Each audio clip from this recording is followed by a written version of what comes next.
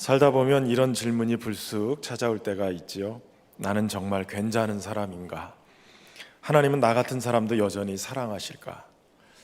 특별한 이유가 없어도 문득 내 모습이 초라해 보이고 지난 실수나 어리석은 선택들이 마음속을 무겁게 누를 때가 있습니다. 예배 자리에 앉아 있지만 마음속에 이렇게 묻고 계시는 분들이 계실지 모르겠습니다. 나는 너무 멀리 온 것 아닐까? 하나님도 이제는 지치셨을지도 몰라. 그럴 때 우리가 마주해야 될 진리가 있습니다. 그것은 바로 하나님은 우리를 너무나도 잘 알고 계시고 여전히 품으시는 분이라는 사실입니다. 우린 때때로 사람들 앞에서 괜찮은 나를 연기하면서 살아갑니다. 약한 모습은 감추고 실수는 부인하고 실패는 없었던 일처럼 덮어두려 합니다. 하지만 하나님 앞에서는 그럴 수가 없죠. 우리의 체질, 우리의 내면, 우리의 생각과 감정까지도 모두 아시는 하나님 앞에 우리는 숨을 수가 없습니다. 그런데 놀라운 것은 하나님은 이런 우리를 정죄하기 위해서가 아니라 품으시기 위해서 우리를 아신다는 것이에요. 다윗은 왕이기 전에 죄인이었어요. 목자로 불리우기 전에 외면받는 막내였고 왕이 된 후에도 여전히 넘어지고 무너졌던 그러한 사람이에요. 자신이 얼마나 연약하고 부족한 사람인지를 알았기 때문에 다윗은 하나님의 자비를 누구보다도 간절히 소망하고 또 그 자비를 노래하며 살았습니다. 오늘 우리도 다윗처럼 하나님 앞에 서 있습니다. 완벽해서가 아니라 자격이 있어서가 아니라 그분의 자비로 인해서 이 자리에 있는 것입니다. 하나님은 우리의 깊은 내면을 꿰뚫어 보시면서도 우리를 버리지 않으십니다. 오히려 더 깊이 끌어 안으시는 것이죠. 시편 103편은 다윗이 경험한 하나님이 얼마나 크고 놀라우신 은혜를 베푸시는지, 그분이 얼마나 위대하신지를 노래합니다. 그리고 오늘 본문인 8절에서 18절까지 그 하나님의 자비가 얼마나 크고 놀라우신지를 우리에게 생생하게 증거하고 있습니다. 오늘 본문을 통해서 우리를 향하신 하나님의 변함없는 그 신실하신 자비가 얼마나 크고 놀라운지를 함께 살펴보겠습니다. 그 자비 안에서 저와 여러분이 다시금 평안과 소망을 얻기를 주의 이름으로 축원합니다. 첫 번째 살펴볼 것은 하나님의 자비는 우리를 심판하지 않으시는 은혜라는 것이에요. 오늘 본문의 8절은 하나님에 대해서 이렇게 선포합니다. 우리 같이 한번 읽어보겠습니다. 여호와는 긍휼이 많으시고 은혜로우시며 노하기를 더디하시고 인자하심이 풍부하시도다. 아멘. 하나님은 긍휼이 많고 은혜롭고 노하기를 더디하실 뿐만 아니라 인자하심도 풍부하시다는 거예요. 여러분, 이 말씀은 단순히 다윗의 개인적인 고백을 뛰어넘어서 구약 성경 전체에서 흐르는 하나님이 누구신지, 하나님이 어떤 분인지 그분의 성품을 그대로 요약해주는 아주 중요한 문장입니다. 특별히 이 구절은 출애굽기 34장 6절에 하나님께서 모세에게 자신을 드러내신, 내가 누구다, 나는 어떤 하나님이다 라고 드러내셨던 그 구절을 근거로 하는데, 출애굽기 34장 6절에 이렇게 말씀합니다. 여호와께서 그의 앞으로 지나가시며 선포하시되 여호와라 여호와라 자비롭고 은혜롭고 노하기를 더디하고 인자와 진실이 많은 하나님이라. 당시의 고대 근동의 문화에서는 신들은 예측 불가능하고 엄격한 심판자로 나타났어요. 그래서 신의 노여움을 달래기 위해서 사람들은 갖가지 제물을 드리고 또 의식을 행하면서 그 노여움을 풀어주려고 그래요. 그러나 그들의 불안은, 두려움은 결코 사라지지 않는 거예요. 근데 하나님이 모세에게 나타나서 말씀하시는 거예요. 나는 노하기를 더디하는 하나님이다. 인자와 긍휼이 풍성하다. 여러분, 주변의 우상들과는 본질적으로 다른 하나님, 자신을 은혜와 자비의 하나님으로 하나님이 소개하고 있는 거예요. 특별히 하나님의 자비가 얼마나 깊고 풍성한지를 오늘 사용된 단어들을 몇 가지를 원어로 보면 더 알 수 있는데, 하나님은 먼저 긍휼이 많으시다고 그래요. 이 긍휼이라는 단어는 나함이라는 단어인데 어머니의 자궁을 뜻하는 네헴이라는 단어에서 파생된 말이에요. 그러니까 한마디로 이 긍휼은 어떤 뜻이냐? 어머니가 자기 뱃속에 태 속에 잉태된 자녀를 향해서 느끼는 본능적인 그 사랑, 연민을 얘기하는 거예요. 어떤 조건을 따지지 않고 항상 자식을 품듯이 불쌍히 여기는 마음, 때로는 창자가 끊어지는 듯한 아픔을 가지면서도 여전히 자식을 포기하지 않는 그러한 사랑, 그것을 바로 긍휼이라고 얘기하는 거예요. 자식이 잘못을 저질러도 또 아파해도 부모는 자식을 버리지 않고 본능적으로 품으려고 하는 그러한 사랑을 가지고 있어요. 하나님의 긍휼도 그렇다는 거예요. 우리가 연약하고 또 때로는 실패하고 죄악 속에 빠져가도 하나님은 우리를 내치시는 하나님이 아니라 품으시는 하나님, 깊은 창자가 끊어진 듯한 그 긍휼을 가지고 우리를 품어 안으시는 하나님이시라는 거예요. 그 다음에 인자가 풍부하시다고 그랬는데 이 인자라는 단어는 헤세드라는 단어예요. 이것은 하나님의 언약적인 사랑을 얘기하는 거예요. 변하지 않는 신실한 사랑. 이스라엘 백성은 하나님과 언약을 맺은 백성이죠. 우리 또한 예수님 안에서 하나님과 언약을 맺은 백성이에요. 하나님은 그 언약을 기초해서 우리를 사랑하시는데 이스라엘 백성은 그 언약 속에서도 항상 하나님을 배신하고 연약해서 넘어지고 그 언약에 대해서 불성실하게 행했어요. 그러나 하나님은 그럼에도 불구하고 하나님의 언약에 대해서 신실하고 성실하시게 그 언약을 지켜가신 거예요. 하나님은 오늘도 그분의 신실하신 사랑으로 우리를 붙잡고 계심을 여러분 믿으시길 바랍니다. 그 하나님의 긍휼과 인자하심이 더욱 명확하게 드러난 구절이 있는데 바로 그것이 9절 10절 말씀이에요. 우리 같이 한번 읽어보겠습니다. 자주 경책하지 아니하시며 노를 영원히 품지 아니하시리로다. 우리의 죄를 따라 우리를 처벌하지는 아니하시며 우리의 죄악을 따라 우리에게 그대로 갚지는 아니하셨으니. 여러분, 우리가 얼마나 자주 넘어지고 실수하고 죄를 짓는지 하나님은 너무나 잘 알고 계세요. 그래서 하나님은 우리가 잘못했을 때 즉시로 심판하진 않으세요. 잠시 책망하실 수는 있지만 그 목적이 벌이 아니라 우리를 바르게 세우기 위함이에요. 이게 율법주의와 복음이 다른 거예요. 여러분, 율법주의는 잘못하면, 죄를 지면 이 죄에 대해서 이름표를, 영원한 꼬리표를 붙여요. 이 사람은 이런 죄 지은 사람, 이 사람은 영원한 죄인, 이렇게 꼬리표를 붙여요. 그러나 복음은 회개하고 하나님께 돌아온 사람에게 새롭게 살아갈 수 있는 새 이름을 주세요. 너는 더 이상 죄인이 아니라 하나님이 받으신 의인이야. 너는 더 이상 마귀의 자녀가 아니라 하나님의 자녀야. 새로운 이름표를 주시는 거예요. 뿐만 아니라 10절에 우리의 죄를 따라 우리를 처벌하지는 않는다라고 얘기했는데 이것은 죄를 졌음에도 단순히 봐준다 이런 의미가 아니에요. 여러분, 하나님은 우리의 죄를 없는 것처럼 넘어가시는 분은 아니에요. 왜냐하면 하나님은 공의로우신 하나님이기 때문에 죄에 대해서 반드시 그 죄에 대한 처벌을 하셔야 되는 거예요. 그렇다면 왜 하나님이 우리를 처벌하지 않는다라고 말하셨을까요? 바로 그 징계와 심판을 우리가 아닌 예수님께서 대신 받으셨기 때문에 그런 거예요. 하나님의 분노와 심판을 십자가에서 하나님은 예수님께 쏟아부으신 거예요.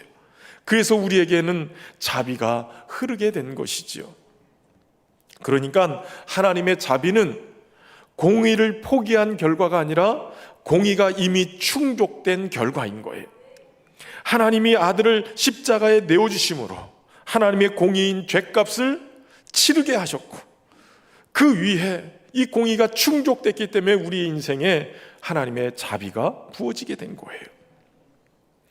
20세기 영국의 유명한 신학자인 존 스토트 목사님은 하나님의 사랑은 우리가 어떤 사람인지와 관계없이 우리를 사랑하는 것이고 하나님의 은혜는 우리가 받을 자격이 없음에도 불구하고 우리에게 주시는 것이다 라고 말씀했어요.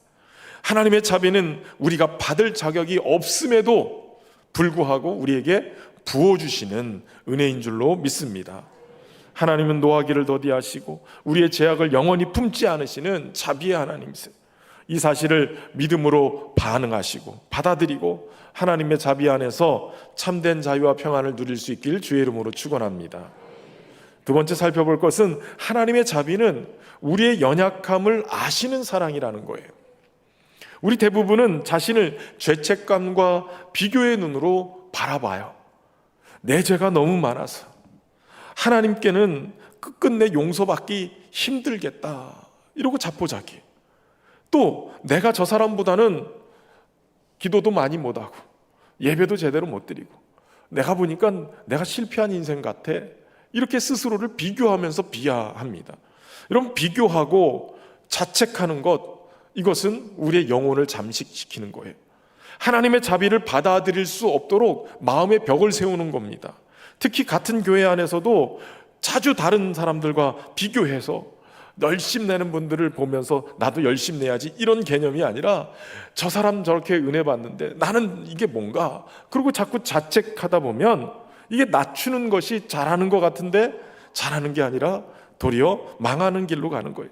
그러다가 자꾸 이런 마음이 드는 거예요. 내 죄가 너무 커서 나 같은 사람은 하나님의 은혜를 못 받는 사람이야. 하나님이 자비를 내려주셔도 나는 거기서 열애야. 이러고선 자꾸 마음에서 하나님으로부터 멀어지는 거예요.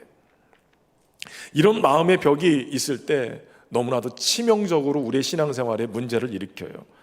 이 벽이 마음을 상하게 하고 깊은 회개와 소망으로 나가는 길을 막아버리는 거예요. 하지만 하나님의 자비는 우리의 죄의 크기보다도 훨씬 크세요. 우리의 비교의 틀을 깨트려버리는 능력이 있어요. 다윗은 그 하나님의 자비를 경험하고 그 하나님의 자비가 얼마나 크고 놀라운지를 세 가지로 비유하면서 설명을 합니다. 우선 첫 번째는 하나님의 자비는 하늘과 땅의 비교로 드러난 하나님의 크신 사랑을 표현하고 있어요. 11절 말씀 같이 읽어보겠습니다. 이는 하늘이 땅에서 높음같이 그를 경외하는 자에게 그의 인자심이 크심이로다. 아멘. 얘들아, 엄마 아빠 얼마나 사랑해? 그러면 어떻게 해요? 뭣도 모를 때는 하늘만큼 땅만큼 뭐 이렇게 얘기하죠. 여러분, 땅에서 하늘까지의 높이를 측정할 수 없듯이 우리를 향한 하나님의 변치 않는 사랑과 그 자비는 우리의 생각을 초월해요. 우리가 측량할 수 없을 만큼, 도저히 가늠할 수 없을 만큼의 엄청난 크기로 하나님은 우리를 사랑하신다는 거예요. 우리가 아무리 멀리 떨어져 있어도, 또 아무리 깊은 죄악의 수렁에 빠져 있을지라도 하나님의 사랑은 이 모든 것을 덮고 또 그것에서 건져낼 만큼 강력한 능력 있고 광대하다는 거예요. 찰스 스펄전 목사님은 죄보다 큰 자비가 없으면 복음은 없다 이렇게 얘기해요. 여러분, 죄가 이만한데 이것보다도 더 큰 자비가 없으면 이건 복음이 아닌 거예요. 죄를 능히 덮고도 남을 만큼의 큰 자비, 사랑이 있어야만 이걸 덮고 우리에게 기쁜 소식이 되는 거죠. 예수 그리스도는 우리의 죄 때문에 십자가에 달리셨고 하나님은 그 십자가에서 우리 죄를 완전히 덮으셨고 사하셨어요. 그 크신 사랑을 붙들기를 주의 이름으로 축원합니다. 두 번째는 이 죄를 기억하지 않는 자비가 있다는 거예요. 여러분, 죄에 대해서 용서받았다고 믿으면서도 우리 마음 한켠에는 이런 생각이 들 때가 있죠. 하나님은 용서하셨다고 하시는데 정말 내 죄를 잊으셨을까?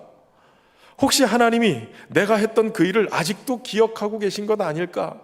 하나님이 알고 계시겠지. 아실 거야.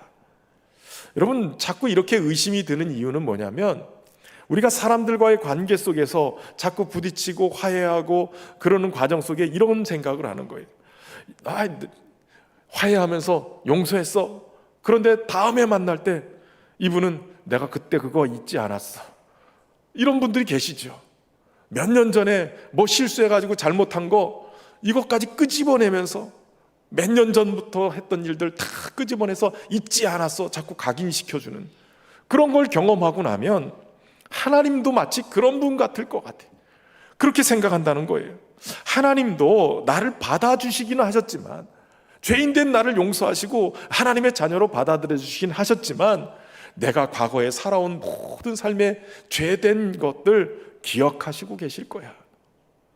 그러면서 착각하며 살아가는 거예요. 여러분, 이런 착각은 우리가 하나님께 나가는 길을 막아서고 우리의 걸음을 멈추게 만드는 거예요. 하나님의 품으로부터 멀어지게 만드는 거예요. 그래서 가끔 가다가 한 달 동안 교회 안 나오고 이렇게 신방하면 미안해서 못 가겠대요. 미안해서. 하나님 자꾸 기억하시고 자꾸 생각나게 하시는. 여러분, 오늘 본문의 12절은 분명하게 말씀하고 계세요. 같이 읽어보겠습니다. 동이 서에서 먼 것 같이 우리의 죄가를 우리에게서 멀리 옮기셨으며. 아멘. 여러분, 우리의 죄가를 어떻게 옮기셨어요? 동이 서에서 먼 것 같이. 여러분, 동과 서는 방향적으로 무한히 멀어지는 관계예요. 여러분, 거리가 단순히 멀어졌다는 얘기가 아니라 만날 수 없는 관계. 그러니까 우리의 죄와 우리는 하나님이 동과 서가 멀어진 것처럼 그렇게 아예 만나지 않도록 만드셨다, 이렇게 선포하고 있는 거예요. 하나님은 우리의 죄를 가까운 기억의 거리에 두지 않기로 작정하셨어요. 철저하게, 완전하게 다시 기억하지 않도록 영원히 지워버리셨다는 거예요. 히브리서 8장 12절에 내가 그들의 불의를 긍휼히 여기고 그들의 죄를 다시 기억하지 아니하리라 하셨느니라. 여러분, 다시 기억하지 않으신대요. 하나님의 말씀이에요. 이 약속이 바로 자비의 완성입니다. 하나님의 자비는 과거의 죄를 다시 기억하지 않으시는 거예요. 그리고 더 나아가서는 이 죄보다도 더 큰 은혜를 덧부셔서 우리를 새롭게 살아갈 수 있도록 힘을 주시는 거예요. 여러분, 다시 기억하지 않는다 하니까 마치 전능하신 하나님, 전지하신 하나님이 약간 치매기가 있어서 가끔 깜빡거리시는 건가? 이렇게 생각하는 분들이 계실지 모르겠어요. 무언가를 잊어버린다는 뜻이 아니라 하나님이 의지적으로 우리의 죄를 아예 기억하지 않기로 선택하셨다는 거예요. 아예 죄의 기록을 닫아버리겠다. 더 이상 죄의 사슬에 묶여 사는 인생이 아니라 하나님이 자비를 베푸셔서 자비를 받고 사는 인생으로 살아가게끔 다시 주님이 관계를 설정해 가시는 거예요. 여러분, 이 죄의 제거가 공짜가 아니죠. 하나님이 이 죄를 무시하거나 덮어주신 게 아니라 바로 예수 그리스도의 십자가에서 우리의 죄를 완전히 처리하셨기 때문에, 예수님이 다 이루어졌다라고 십자가에 의해서 얘기하셨을 때 바로 우리의 죄값을 주님의 생명으로 완전히 지불해 버리신 거예요. 하나님이 우리의 죄를 용서하시되 그 대가는 아들이신 예수 그리스도가 대신 감당하신 거예요. 그렇기 때문에 주님 앞에 회개한 우리의 어떤 죄도 다시 끌고 와서 스스로를 정죄할 이유가 없는 거예요. 예수님의 흘리신 보혈은 충분해요. 고리템 부문 이렇게 말했어요. 하나님은 우리의 죄를 바다 깊은 곳에 던지시고 그 자리에 낚시 금지라는 팻말을 세우신다. 거제분들 낚시 좋아하시는 분들 계시지 모르겠어요. 하나님이 회개한 우리의 죄를 아예 바다 깊은 곳에 던져버리셨어요. 근데 우리는 가끔 가다가 낚시 금지라는 곳에서 자꾸 낚시를 해가지고 저 깊은 곳에 빠뜨렸던 죄를 끄집어내서 기억해내고 스스로 자책을 한단 말이에요. 하나님께서 한번 제거하신, 용서하신 죄는 다시 꺼내지 않는다는 강력한 복음의 선언인데, 때때로 자꾸 용서받은 죄를 끄집어내는 거예요. 하나님은 원본을 아예 파기시켜버리고 아예 기억하지 않으신다고 그러는데 우리는 자꾸 저기서 복사본을 꺼내가지고 한 번씩 기억해내는 거예요. 그것을 곱씹으면서 스스로를 자꾸 낙심시키고 나는 안 돼, 나는 할 수 없어, 그러면서 결국은 주저앉아 버리는 거예요. 여러분, 하지만 하나님은 우리의 죄를 기억지 않으시겠다고 작정하세요. 그리고 죄인된 우리를 새로운 존재로 선언하세요. 고린도후서 5장 17절 말씀 같이 읽겠습니다. 시작. 그런즉 누구든지 그리스도 안에 있으면 새로운 피조물이라. 이전 것은 지나갔으니 보라 새 것이 되었도다. 아멘. 누구든지 그리스도 안에 있으면 새로운 피조물이래요. 이전 것은 지나갔으니 보라 새 것이 되었도다.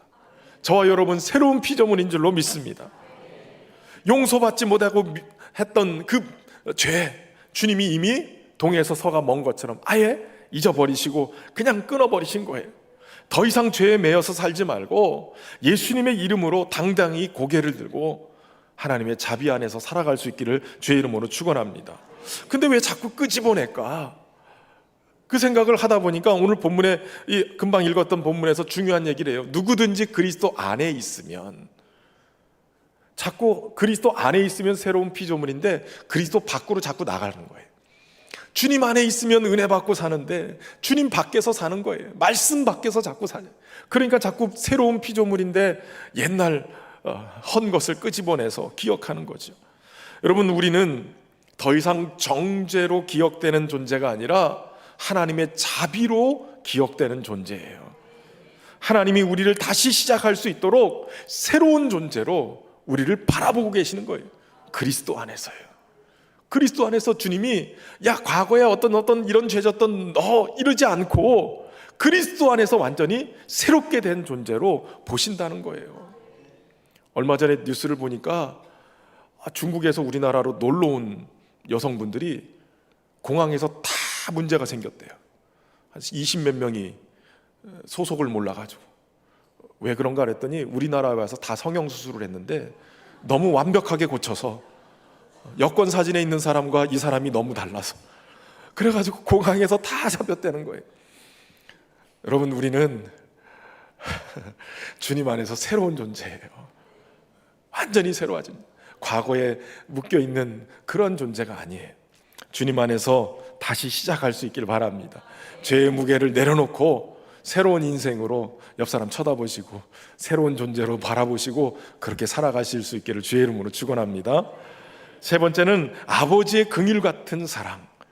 그 사랑으로 우리에게 기억되는 거예요. 가장 감동적이죠. 13절 말씀 같이 한번 읽어보겠습니다. 시작.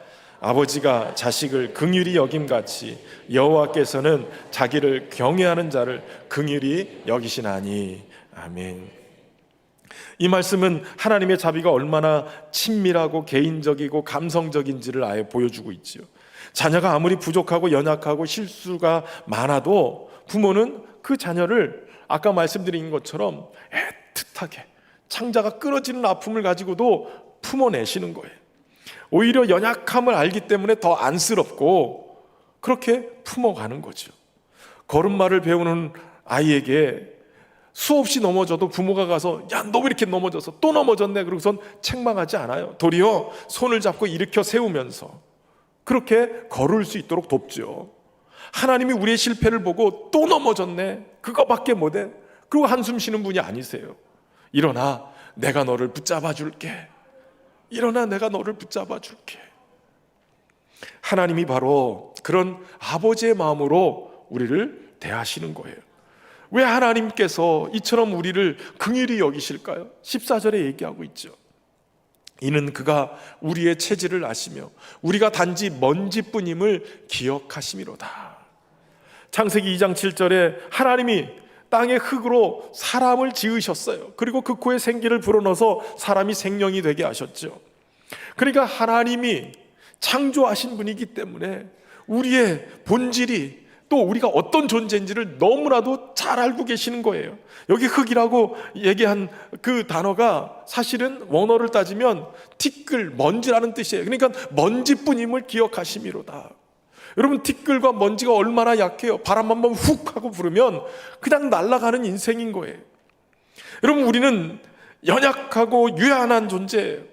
완벽할 수가 없고 실수하고 넘어질 수밖에 없는 존재예요. 하나님이 이미 알고 계세요.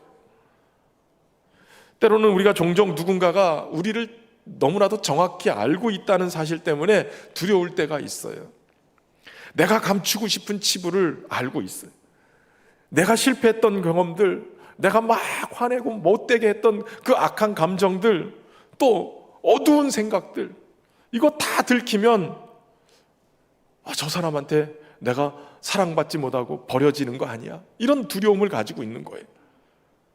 그렇기 때문에 인간관계에서도 또 하나님과의 관계 안에서 우리가 그렇지 않은 척하는 가면을 쓰고 살아가요. 괜찮은 척, 믿음 있는 척, 용서한 척, 아무렇지도 않은 척, 그 척하는 가면을 자꾸 쓰는 거예요. 때로는 우리는 교회 안에서 직분을 가지고 그 가면을 쓸 때가 있어요. 거룩한 척, 은혜가 충만한 척, 그러고 살아가요. 그런데 하나님은 우리를 보고 야, 너 왜 그 모양이야? 꾸짖지 않으세요. 오히려 그럴 수 있어. 그래, 그럴 수도 있지 뭐. 가슴 아파하세요. 왜냐하면 그분이 우리의 체질을 알고 계시기 때문에, 먼지뿐인 연약한 존재인 것을 알기 때문에 오늘날 우리는 스스로를 몰아세우는데 익숙해요. 이 정도면 괜찮을 줄 알았는데 나는 왜 항상 똑같은 데서 무너질까? 자꾸 자신을 자책해요. 근데 이 자책을 어떤 분들은 믿음이라고 착각하는 분들도 계세요. 자기를 비하하는 거예요. 왜 내가 이 모양밖에 안 되지? 여러분, 자기 비하는 회개하는 게 아니에요. 회개는 하나님의 자비를 믿는 데서부터 출발해요. 내가 아무리 약해도 나보다 나를 더 잘하시는 하나님께서 여전히 나를 품으신다라는 그 사실 앞에 무릎을 꿇고 회개하는 거예요. 예전에 한 청년이 정말 믿음 생활 열심히 하고 큐티도 열심히 하는 청년인데 이런 얘기를 해요. 목사님, 저는요 기도할 때마다 하나님 앞에 얼굴을 들 수가 없어요. 제가 자꾸 생각나요. 말씀을 읽고 큐티를 하면 자꾸 숨고 싶어져요. 하나님이 어쩜 그렇게 말씀 속에서 내 마음을, 내 깊은 속을 알고 계시는지 너무 잘 알고 계세요. 그런데 그런 모습이 나는 싫어요. 내가 그렇게 하나님 앞에 발견되는 내 모습이 너무 부끄러워서 싫어요. 이렇게 얘기하는 거예요. 여러분, 이 고백 속에는 나를 아시는 하나님이 혹시라도 이것 때문에 나를 버리실지도 몰라 하는 두려움이 그 안에 있는 거예요. 누군가에게 버려져서 그 상처가 하나님께도 버려질 것이다라는 두려움으로 바뀐 거죠. 여러분, 그러나 복음은 우리에게 얘기해요. 하나님은 우리를 아시기 때문에, 너무나도 잘 아시기 때문에 버리는 게 아니라 도리어 더 깊이 사랑하고 계신다는 거예요. 하나님은 우리를 미워하실 만한 모든 이유를 알고 계시지만 그 모든 이유보다도 더 큰 자비를 가지고 계시기 때문에 우리를 품고 계시다는 거예요. 우리가 자주 실수하고 약속을 지키지 못하고 무너져 내리지만 하나님은 그럴 때마다 우리를 일으킬 준비, 그 분의 풍성한 자비를 준비하고 계시는 거예요. 그리고 말씀하시는 거죠. 내가 너를 안다. 그러나 나는 내가 무너지지 않도록 내버려 두지 않을 것이다. 주님이 그렇게 준비하고 계시는 거죠. 우리는 우리가 생각하는 것보다 훨씬 더 죄인이에요. 그러나 동시에 우리가 상상하는 것보다 더 큰 하나님의 사랑을 받고 있음을 여러분 기억하시길 바랍니다. 우리의 체질을 아신다는 것은 우리를 정죄하기 위함이 아니라 우리를 품기 위한 하나님의 연민, 긍휼인 거예요. 하나님은 오늘도 우리를 다시 회복하기 위해서 기다리고 계세요. 그리고 그 자비는 오늘도 여전히 우리 가운데 흐르고 있는 줄로 믿으시기 바랍니다. 우리는 연약한 먼지일 뿐이에요. 그러나 동시에 그 먼지를 불쌍히 여기시는 아버지 하나님의 시선을 받고 있는 존재예요. 정죄의 눈빛이 아니라 눈물 어린 긍휼의 시선. 여러분, 그 시선을 느낄 때 우리는 비로소 은혜의 보좌 앞으로 나갈 수 있게 되는 겁니다. 지금 여러분은 어떤 연약함 속에 무너져 있습니까? 너무나도 작고 초라한 내 모습 때문에 고민하고 계십니까? 그렇다면 지금이야말로 하나님의 자비가 우리를 향하고 있음을 믿고 주님께 나아갈 수 있기를 바랍니다. 주님이 우리를 안아주실 거예요. 청주에 있을 때 같은 시찰에 있는 강석교회라는 교회가 있는데 그 교회 담임 목사님이었던 정원교 목사님이 한 번은 이런 얘기를 하시더라고요. 교회 찬양대가 참 잘하는데 좀 아쉬워서 찬양대 앞에 우리 챔버 오케스트라 실내 관현악을 좀 구성을 해서 같이 이렇게 하면 좋겠다, 이런 생각이 들어서 교회에 공고를 했대요. 챔버 오케스트라 만들 계획이니 지원하십시오. 그런데 사람들이 하나도 지원을 안 하는 거예요. 그러다가 남자 집사님 한 분이 비전공자인데 트럼펫을 취미로 이렇게 부시는 분이 계셨는데 이분이 딱 신청을 하신 거예요. 그러고 나서 이분이 데뷔 무대를 하는 때가 됐어요. 주일날 찬양대와 함께 트럼펫을 탁 부는데 하필 그날 박자도 무시하고 트럼펫은 또 잘못 건드려 놓으면 삑사리가 나요. 근데 그날 음을 제대로 못 불고 삑사리가 난 거예요. 여기저기서 웅성웅성하고 갑자기 분위기가 싸해졌어요. 목사님도 등에 식은땀이 팍 흐르고 야 이거 어떡하냐 그랬는데 놀라운 것은 그 다음 주에 놀라운 일이 벌어졌어요. 한 분도 지원하지 않던 이 관현악에 많은 사람들이 지원 원서를 낸 거예요. 그리고 도대체 어떻게 된 거냐 그랬더니 그 집사님이 삑사리를 내는 바람에 나는 저 자리에 있으면 안 되는데, 비전공자인데 저거 어떻게 해? 살 수 없어. 이러고 못하던 분들이 그분 때문에 용기를 내서 관현악단에 지원을 해가지고 다 함께 했다는 거예요. 그래서 그 목사님이 하시는 얘기가 있었어요. 서목사 잘 알아야 돼. 목회는 은혜가 흘러야 돼. 완벽한 게 아니라 이렇게 성도들이 때로는 실수하고 이래도 그 안에 하나님의 자비가 흐르면 그 안에 교회가 되는 거야. 여러분, 물론 실수하고 틀려도 하나님 받으실 만한 좋은 찬양 만들어야 되겠죠. 그러나 그 안에 그것을 덮을 만한 자비가 흘러야 교회가 교회 되는 거예요. 저는 우리 신현교회가 그렇게 되기를 소망합니다. 성도들의 실수와 잘못들 보고 막 정죄하기보다는 주님 닮아서 그렇게 품어내고 그렇게 하다 보면 그 안에 은혜가 있는 거예요. 여러분, 하나님의 은혜는 우리가 최선을 다할 때 주어지는 것이 아니라 우리가 가장 형편없을 때 우리를 찾아온다. 팀 켈러 목사님 이런 얘기했어요. 여러분, 우리가 완벽할 때 하나님의 은혜를 경험하기보다는 한없이 무너지고 부족할 때 하나님의 은혜가 우리에게 찾아오는 거예요. 하나님은 우리에게 완벽함을 요구하지 않으세요. 우리가 우리의 연약함을 인정하고 그분의 도움을 구할 때 아버지가 자식을 긍휼히 여기는 것처럼 하나님은 그 품으로 품어주시는 거예요. 여러분, 우리에게 필요한 것은 완벽함이 아니라 우리의 연약함을 인정하고 주님께 나가는 솔직함이에요. 그럴 때 주님이 우리를 품어주시고 우리의 부족함을 채워주실 줄로 믿습니다. 우리는 우리의 연약함 때문에 하나님을 더 깊은 자비와 사랑을 경험하게 되는 겁니다. 이 자비와 사랑 안에서 참된 안식과 회복을 누릴 수 있길 주의 이름으로 축원합니다. 마지막 세 번째는 하나님의 자비는 영원히 우리 후손들에게 이어지는 자비라는 거예요. 다윗은 이 하나님의 자비가 얼마나 놀라운 축복인지, 그리고 그 축복이 우리 개인을 뛰어넘어서 우리의 후손들에게까지 이어지는 영원한 축복임을 말씀하고 있어요. 그러기 위해서 15절과 16절에서는 이렇게 얘기하죠. 인생은 그날이 풀과 같으며 그 영화가 들의 꽃과 같도다. 그것은 바람이 지나가면 없어지나니 그 있던 자리도 다시 알지 못하거니와 라고 얘기해요. 불이 잠시 푸르다가 시들고 들의 꽃도 아름답게 피어나지만 바람만 불면 어느새 싹 사라지는 것처럼 우리의 인생도 그렇다는 거죠. 젊기도 하고 아름답기도 하고 건강하고 재물을 가지고 있었던 명예와 권력, 세상의 모든 영광을 내가 다 누리는 것처럼 쥐고 있는 것처럼 느끼지만 세월이 지나면 한순간에 이것들이 다 사라지는 덧없는 인생인 것을 깨닫게 되어져요. 20대는 아직 뭘 잘 느껴지지 않겠죠. 그런데 50대 되고 60대 되고 70대, 80대만 돼도 이 말이 그냥 어찌 보면 몸으로, 온몸으로 느껴지는 그런 말일 거예요.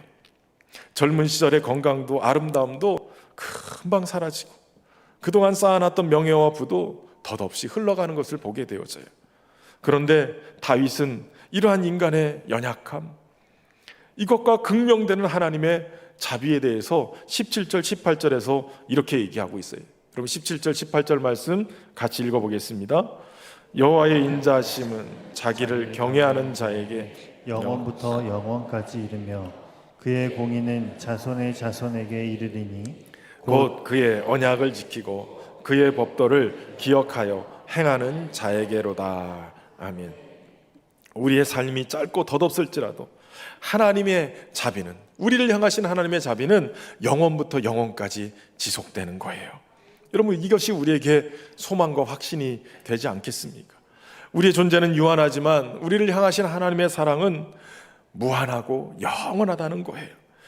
이것이 단순히 개인의 삶에만 머무는 게 아니라 오늘 본문의 말씀에 의하면 여호와를 경외하는 자와 그 언약을 지키고 그 법도를 기억하여 행하는 자들의 후손에까지 이어진다고 말씀하고 있는 거예요. 여러분, 이 언약은 궁극적으로 예수 그리스도 안에서 성취되었지요. 하나님의 모든 언약을 예수님은 온전히 지키신 분이고 또 그분을 믿는 자들에게 하나님의 영원한 자비와 의가 미치도록 하신 거예요. 그래서 하나님의 사랑이 우리의 인생의 이 땅에서의 삶뿐만 아니라 그 자비가 멈추지 아니하고 우리의 후손과 또 교회 공동체를 통해서 계속 역사하고 계시다는 것을 말씀해 주고 있어요. 여러분, 하나님의 자비는 세대를 뛰어넘어서 영원히 지속되는 언약적인 사랑이에요. 여러분, 이 사랑을 붙들고 이 진리를 붙들고 저와 여러분이 우리뿐만 아니라 우리의 다음 세대, 자녀 세대까지 하나님의 자비가 흘러가도록 그 통로를 열어놓는 삶을 살아갈 수 있기를 바랍니다. 하나님의 자비는 단지 감정이 아니에요. 그분의 성품이고 복음의 핵심입니다. 바로 예수 그리스도의 십자가가 그 자비의 절정입니다. 하나님은 자신의 독생자를 십자가에 내어주심으로 우리의 죄를 영원히 처리하셨고 정죄가 아닌 새로운 생명으로 부르셨어요. 이제 우리가 선택해야 돼요. 계속해서 자책하고 정죄 속에 머물며 살 것인지, 아니면 하나님의 자비를 믿고 그 품으로 나아갈 것인지. 하나님은 오늘도 우리를 알고 계세요. 버리시기 위함이 아니라 품으시기 위해서 우리를 기억하고 계십니다. 주님의 자비를 믿고 하나님의 품으로 나아올 수 있기를 주의 이름으로 축원합니다. 더 이상 피하거나 혼자 짊어지면서 괴로워하지 말고 하나님의 자비가 기다리고 있음을 믿고 그분의 품 안으로 나아올 수 있기를 바랍니다. 이 복음 붙들고 승리하며 살아가기를 주의 이름으로 축원합니다. 이제 그 하나님의 사랑을 기억하면서 아버지의 사랑을 찬양하며 은혜 앞으로 나가겠습니다. 아버지 사랑, 아버지 사랑 내가 노래해, 아버지 은혜 내가 노래해. 그 사랑 변함없으신, 거짓 없으신 성실하신 그 사랑,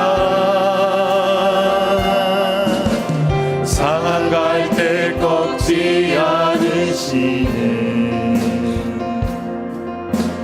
꺼져가는 등불 끄지 않는 그 사랑, 변함없으신, 거짓 없으신 성실하신 그 사랑,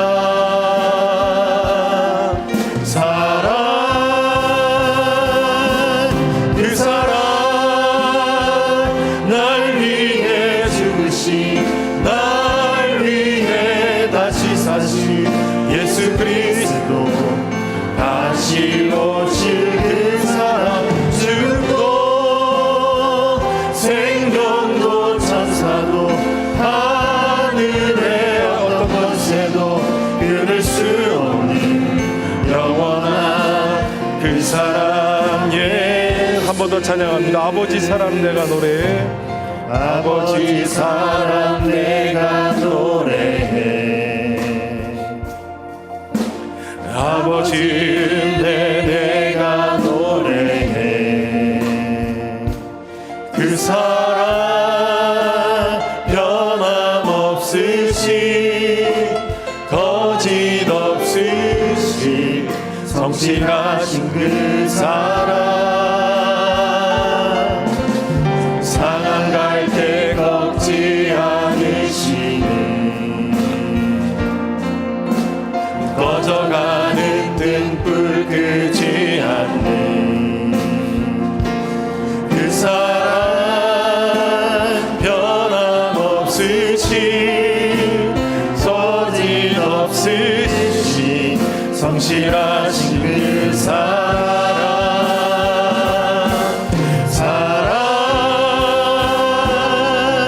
그 사랑, 날 위해 죽으신, 날 위해 다시 사신 예수 그리스도, 다시 오실 그 사랑, 죽음도 생명도 천사도 하늘의 어떤 것에도 끊을 수 없는 영원한 그 사랑 예수. 사랑하는 성도 여러분, 하나님은 오늘도 그 자비로 우리를 품어주십니다. 우리를 잘 아셔서 도리어 우리를 품어주시는 그 하나님의 사랑을 붙들고 다시 한번 주님의 은혜 앞으로 나아갑시다. 우리의 죄가를 멀리 옮기시는 그분의 무한하신 용서와 긍휼을 기대하면서 오늘도 하나님, 우리가 주님 품으로 다시 나갑니다. 회복하여 주옵소서. 우리 합심해서 기도하며 나가겠습니다. 살아계신 하나님 아버지, 오늘도 자비와 은혜와 사랑으로 우리를 주님의 은혜 앞으로 이끌어 주시는 데 감사를 드립니다. 하나님, 또 놀라우신 사랑 안에서 다시 한번 우리가 주님의 은혜 앞에서 우리의 죄와 허물을 벗고 우리의 죄가를 옮기시는 주님의 그 놀라운 사랑, 은혜를 힘입어서 주님 앞에 나가기를 소망합니다. 연약한 존재이기에 오늘도 무너지는 인생이 있지만 우리의 연약함을 아시는 주님께서 긍휼히 여기시고 품어주시고 오늘도 하나님의 은혜 앞에 설 수 있도록 붙잡아 주옵소서. 하나님, 그들의 풀과 꽃과 같이 덧없는 인생이지만 영원히 그러시는 하나님의 자비가 우리뿐만 아니라 우리의 자녀 세대까지 하나님 이어지기를 소망하며 하나님 은혜로 던져펴 주시는 하나님 가운데 역사하여 주시옵소서. 주님의 은혜 앞에 살아갈 수 있도록 축복하여 주시옵소서. 크신 하나님 은혜 앞에 사랑합니다. 찬양합니다. 인도해 주옵소서.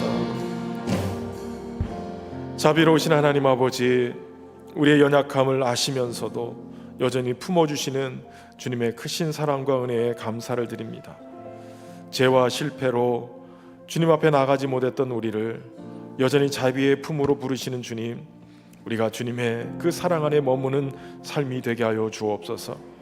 과거를 붙잡고 자책하지 않게 하시고 이미 용서하신 주님의 선언을 믿고 자비받은 자로 살아가게 하여 주옵소서. 우리도 누군가를 품는 자비의 사람이 되게 하여 주옵소서. 예수님의 이름으로 기도하옵나이다.